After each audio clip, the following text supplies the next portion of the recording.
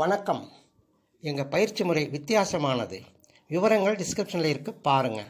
இந்த வீடியோவில் 50% spoken English இருக்குது. நிதானமாக கவனித்து பாருங்கள்.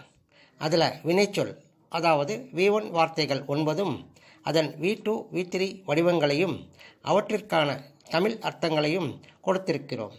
நீங்கள் அவைகளை கம் வா V1, கேம் வந்தேன் V2, கம் வந்து V3 என்றுதான் படிக்க வேண்டும். அப்பொழுதுதான் உங்களுக்கு V1, V2, V3 வார்த்தைகள் எது என்பது நன்றாக புரியும். V1 வார்த்தைகளை ப்ரெசன்ட் டென்ஸ், ஃபியூச்சர் டென்ஸ்களில் பயன்படுத்துகிறோம். V2 வார்த்தைகளை பாஸ்ட் டென்ஸில் மட்டும் பயன்படுத்துகிறோம்.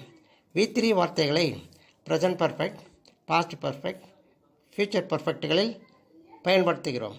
அவைகளின் விவரங்களையும் கொடுத்திருக்கிறோம்.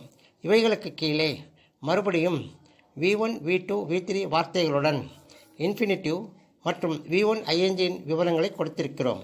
நீங்கள் படிக்கும் பொழுது டு கம் வர இன்ஃபினிட்டிவ், கம்மிங் வந்து கொண்டு V1 ING, இப்படித்தான் படிக்க வேண்டும். இந்த வீடியோவின் PDF-ம் டிஸ்கிரிப்ஷனில் இருக்குது, பாருங்கள். இந்த ஒரு பேப்பரை மட்டும் கையில் வச்சுக்கிட்டு நீங்கள் இங்கிலீஷில் பேச பயிற்சி செய்யலாம். உங்கள் சந்தேகங்களை கமெண்ட்டில் அனுப்புங்க. வாழ்த்துக்கள்.